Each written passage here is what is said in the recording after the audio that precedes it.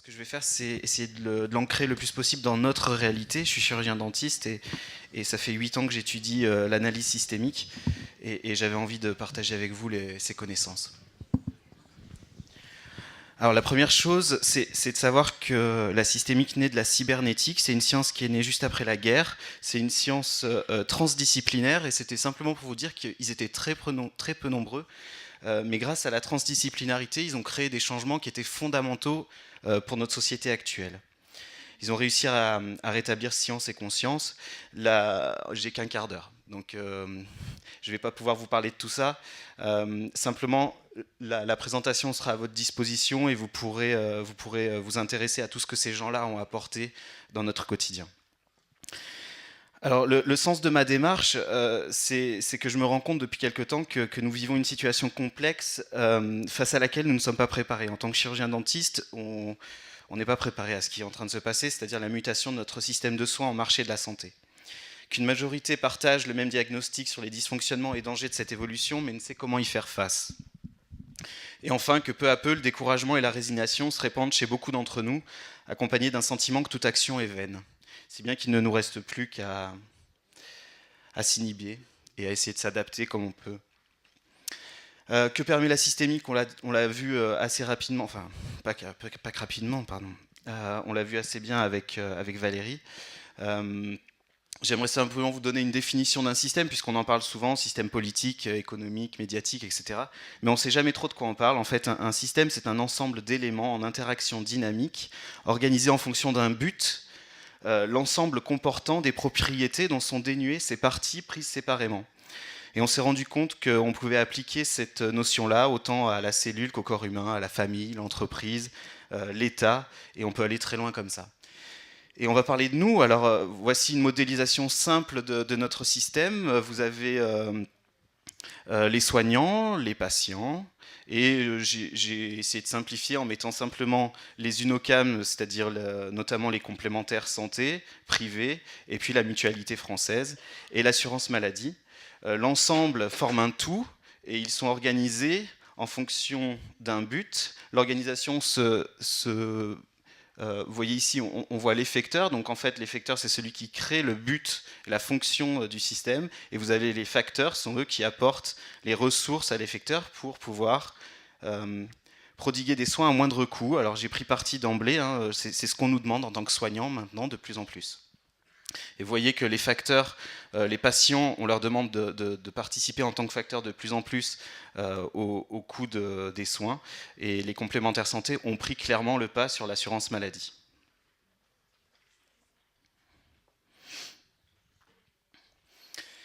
Donc les scientifiques qui ont participé à ce mouvement systémique nous ont donné un certain nombre de propriétés des systèmes, et on va en aborder seulement 3, et c'est déjà très bien.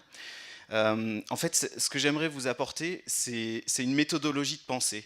Et c'est de se dire que si on en est là aujourd'hui, c'est peut-être pas pour rien. C'est qu'on a fait un petit peu comme on pouvait. Et comme on pouvait, c'était peut-être pas forcément le mieux. Et la première chose, je crois qu'on a oublié, c'est d'établir la finalité de notre système.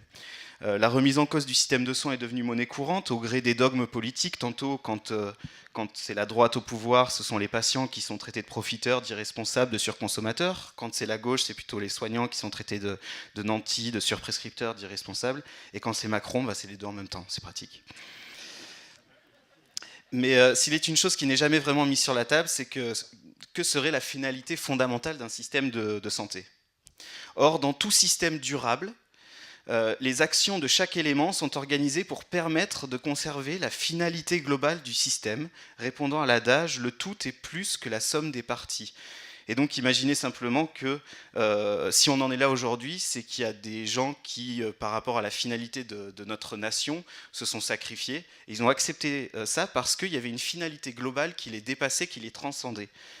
Et c'est très certainement ce qui est en train de nous manquer dans notre système de santé. Voici un exemple, parmi tant d'autres, vous pouvez en créer vous-même une fois que vous avez la notion. Je suis parti du principe qu'en fait, pour qu'il y ait un maintien en santé de la population, au sein de notre système, on a besoin que les patients soient tout autant effecteurs que les soignants de leur santé. Plutôt que les déresponsabiliser, il est important de les remettre au cœur du système.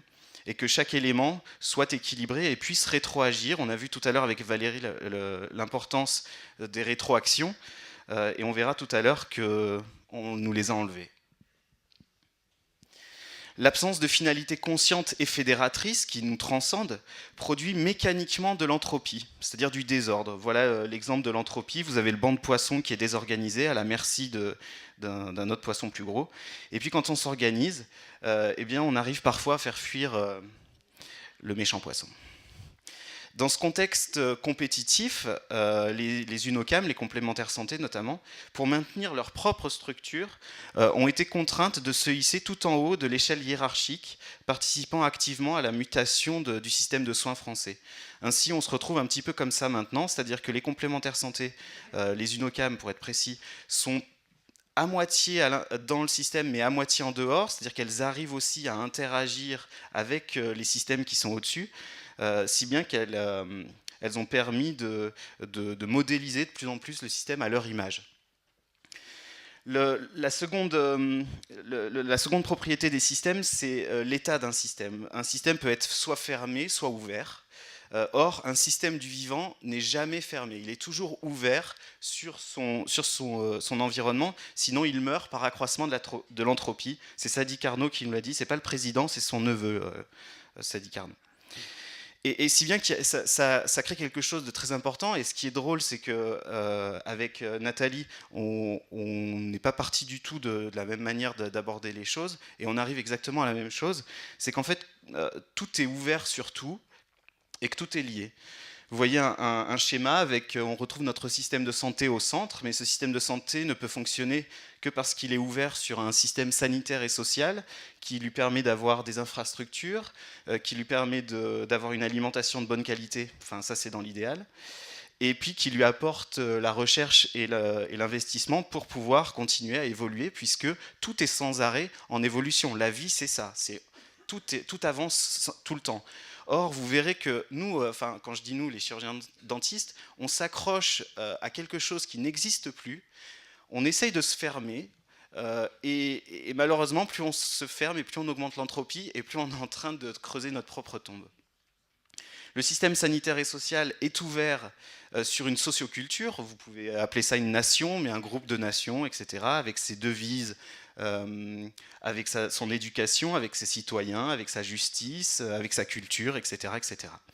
Mais vous le savez très bien, on n'est plus dans des systèmes fermés non plus sur les sociocultures avec les États qui sont fermés sur eux-mêmes, on est dans un système mondialisé.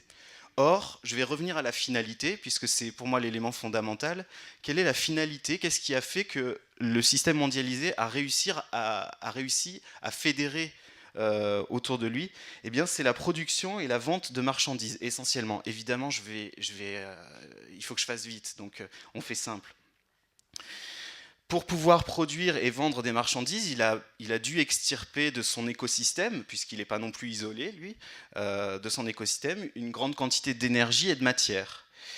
Et puis, il a réussi à atteindre une croissance exponentielle, chaque année, à créer beaucoup de richesses. Alors, qu'est-ce qui se passe dans notre corps quand on mange beaucoup? On stocke. Okay, c'est ce qui s'est passé pendant les 30 Glorieuses. On a beaucoup stocké et du coup, on a prospéré. Et c'est grâce à ce système-là, je ne suis pas dogmatique, hein, pour moi, c'est grâce à ce système-là qu'on en est là aussi, qu'on a réussi, nous, à se structurer et à avoir cet idéal de la santé pour tous, etc. Sauf que, très concrètement, ce qui se passe, c'est qu'on a beaucoup plus de mal maintenant à extirper de l'énergie et à récupérer de la matière de notre écosystème. Si bien que la croissance, elle est beaucoup plus difficile à atteindre. Et on a beaucoup moins de richesse. Et qu'est-ce qui se passe dans notre corps quand on arrête de manger? Eh ben, on est obligé d'aller le chercher dans nos stocks et dans notre propre structure.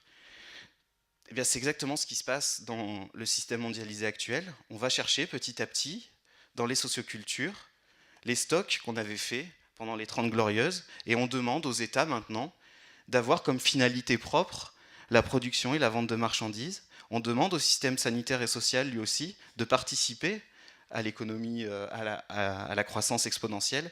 Et on demande au système de santé maintenant, et c'est seulement maintenant, nous, en tant que soignants, qu'on s'y intéresse, parce qu'on dit, non, nous, et oh, pourquoi nous? Mais pourquoi nous? Parce qu'en fait, ça s'est passé avant avec les agriculteurs, avec la recherche, etc. etc. Et puis, c'est notre tour. Alors, ce concept de niveau d'organisation, c'est un économiste qui s'appelle Kenneth Boulding qui nous dit que quiconque croit en une croissance exponentielle infinie dans un monde fini est soit un fou, soit un économiste. Il était marrant puisqu'il était économiste. En même temps, il était systémicien, donc c'était un peu bizarre comme gars. On arrive à la troisième propriété, la régulation. On l'a vu tout à l'heure avec Valérie, donc je passe très rapidement ces parties théoriques. Ce qui m'intéresse, c'est plutôt de vous présenter le schéma qui arrive juste après, qui montre comment peu à peu la législation a confisqué aux citoyens le pouvoir de rétroagir sur le système de soins, ne pouvant alors empêcher le glissement vers un marché de la santé. Voici notre système de santé schématisé en 1945, avec, vous le voyez, l'assurance maladie qui avait une place importante à l'époque et qui était relativement indépendante du pouvoir législatif qui est en haut et qui est le régulateur du système. La finalité était de maintenir en santé ou de prodiguer des soins aux citoyens. Le citoyen pouvait rétroagir sur le pouvoir législatif, il le peut encore un petit peu mais il s'y intéresse plus, par les élections. Il pouvait rétroagir aussi sur l'UNCAM au travers des partenaires sociaux. Il pouvait rétroagir sur les soignants en ayant le libre choix de son soignant.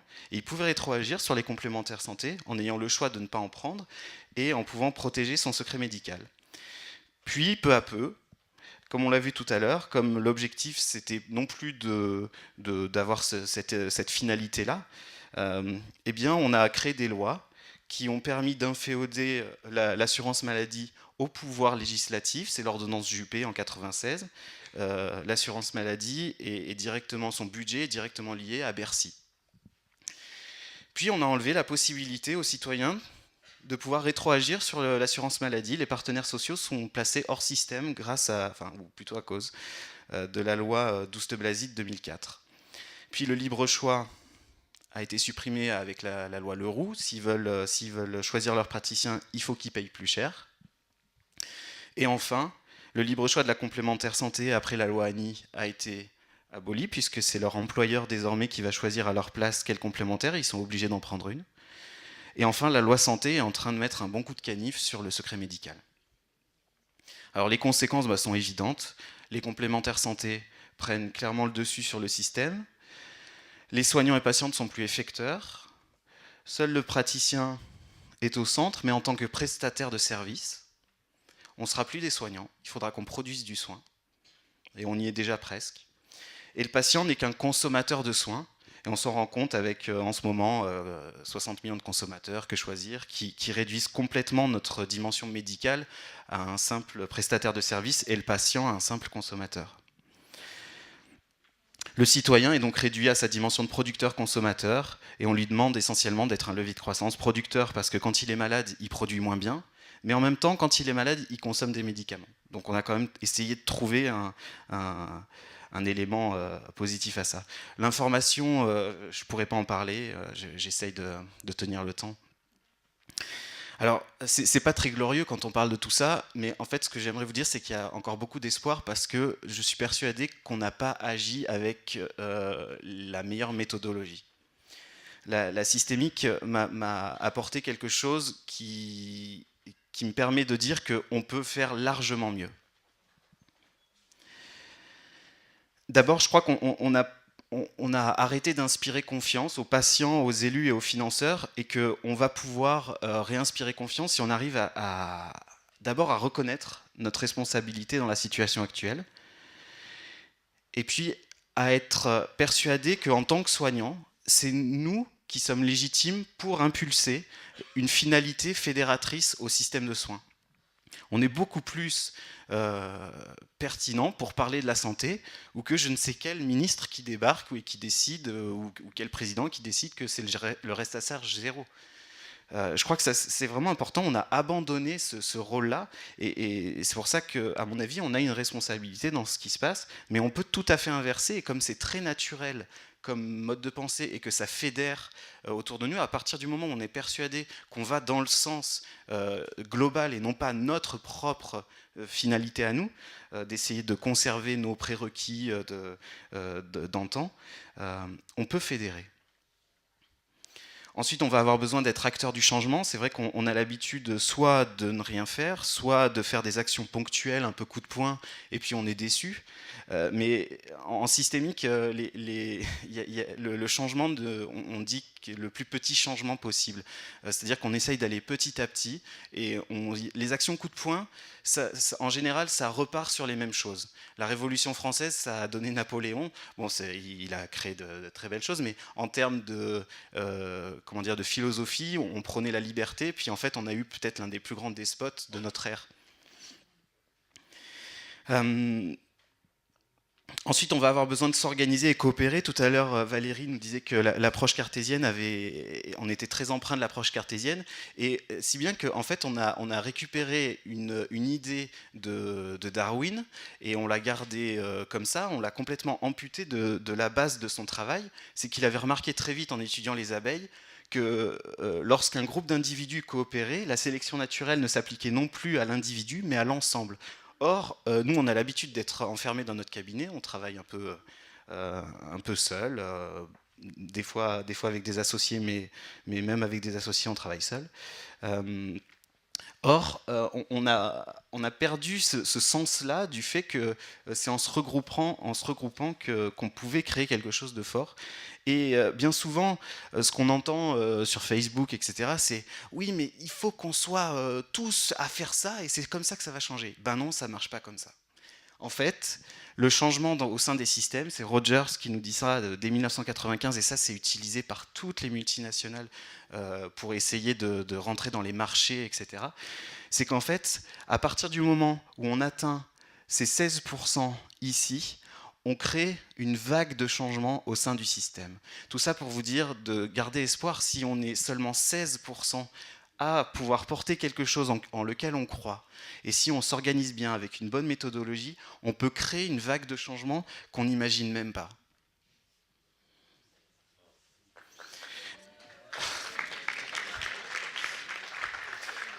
Cela dit, pour y arriver, on a besoin de diffuser l'information. Et ça, c'est absolument primordial. Et diffuser l'information, c'est pareil, c'est pas n'importe comment. C'est pas en allant prendre les canaux informatifs de la télévision qui coûtent la peau des fesses. Ça nous coûte très cher, on peut le faire qu'une fois. Or, qu'est-ce qui reste dans les mémoires? C'est la familiarité, c'est le fait d'entendre plusieurs fois un message. Qu'est-ce qui fait que dans l'inconscient collectif, on trouve que Cerise de Groupama, elle est sympa, et puis que c'est la meuf que je préfère? Mais parce qu'on nous l'a matraqué tout le temps, dans la voiture, à la télé, etc., etc. Nous, on arrive, on fait un spot publicitaire sauvant nos dents, et on se dit, c'est génial, ça va marquer. Mais non, ça sert à rien. Ça sert à rien parce que c'est trop ponctuel. Alors, j'ai mis une salle d'attente parce qu'on a un spot publicitaire, là, on a un endroit publicitaire qui est gratuit, et en fait, on s'en sert pas. C'est dommage. Et simplement, ce que j'aimerais dire, c'est que c'est absolument fondamental de favoriser l'information qui structure, c'est-à-dire celle qui va dans la finalité de l'ensemble, et pas l'information circulante, c'est-à-dire celle qui ne sert la finalité que d'un seul sous-ensemble. Et très souvent, nous, qu'est-ce qu'on fait? Le peu de fois où on parle, c'est essentiellement pour dire « Regardez comme c'est pas assez payé le détartrage », mais les gens s'en foutent. Pourquoi? Parce qu'ils ont leurs problèmes. Est-ce que nous, quand là, le problème du lait, est-ce que les agriculteurs, ça fait 20 ans qu'ils sont en crise, et on est en train de faire un peu la même chose qu'eux, hein. Ça fait 20 ans qu'ils nous disent « Regardez, on est malheureux ». Qui parmi nous est allé aider les agriculteurs? Personne. Pourquoi? Parce qu'on a nos problèmes aussi. Ne parlons pas de nos problèmes. Parlons de ce qui est au-dessus de nous. Parlons de ce qui fédère. C'est ça qui va créer quelque chose.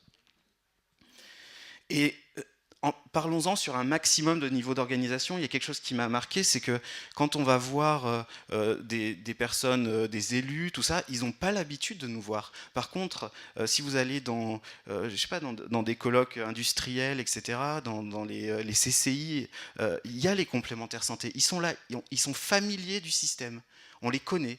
Donc, à partir du moment où on connaît quelqu'un, à partir du moment où c'est familier, on les croit. D'accord? On fait confiance à ce qui est familier. C'est notre cerveau qui fait ça. Il est un peu crétin des fois, notre cerveau. Donc, les gens n'ont pas spécialement confiance. Ils ont confiance en leur chirurgien dentiste, mais pas dans les dentistes globalement. Pourquoi? Parce qu'on n'est pas familier du système et on est absent de quasiment toutes les strates du système sanitaire. Enfin, il faudra accepter qu'il existe une multitude de réalités et de solutions, c'est ça la systémique. La systémique, c'est il n'y a pas qu'une seule réalité, il n'y a pas qu'une seule vérité, il n'y a pas d'expert, parce que tout avance tout le temps, et l'expert, à partir du moment où il a étudié quelque chose, il est déjà has-been, parce que tout le temps qu'il lui faut pour comprendre quelque chose, c'est déjà fini, ça a déjà avancé. Et voilà. Donc, ce qui est important, en fait, ce qui sera certainement l'une des clés de l'innovation sera de pouvoir utiliser des outils qui permettent de dégager des consensus de groupe et non la solution de l'expert omniscient, omnipotent. Personnellement, moi, j'y crois plus à ça. Et de se souvenir que l'ego est le premier frein au changement. Dès qu'on croit en un expert omniscient, lui, son objectif, c'est juste de rester après au pouvoir. Et donc, il va tout faire pour que le système arrête d'évoluer. Et enfin, on aura besoin de favoriser la transdisciplinarité, comme lorsque tous ces scientifiques des années 50 qui ont participé aux conférences Macy ont vraiment modélisé le futur d'une manière insoupçonnée. Ils l'ont fait parce qu'ils étaient un nombre de scientifiques pas très important, mais très différents. Il y avait des ethnologues, des mathématiciens, des neurophysiologistes, des psychologues, des sociologues, des philosophes, etc. etc. Et ces gens-là, ils se sont mis ensemble, et du coup, ils ont agi sur tellement de strates qu'ils ont créé un changement gigantesque. Voilà. Merci.